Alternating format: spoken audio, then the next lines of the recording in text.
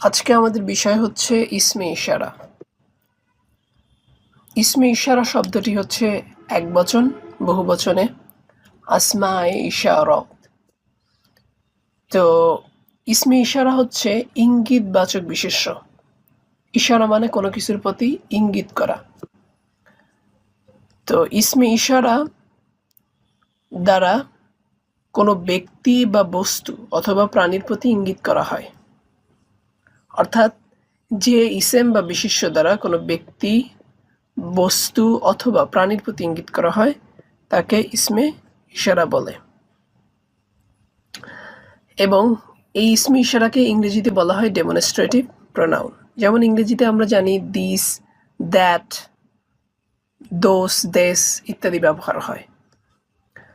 তো যার দিকে ইশারা করা হয় তাকে বলে মুশারুন ইলাইহ। আমরা